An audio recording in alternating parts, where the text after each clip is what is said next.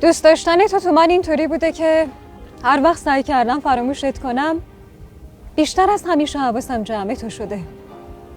بیشتر از همیشه عکس تو تماشا کردم. بیشتر از همیشه اعتراف کردم که هیچ کس به اندازه تو خوب نیست. بیشتر از همیشه برات نوشتم. من از عهده ی هر کاری که اراده‌شو کنم برمیام.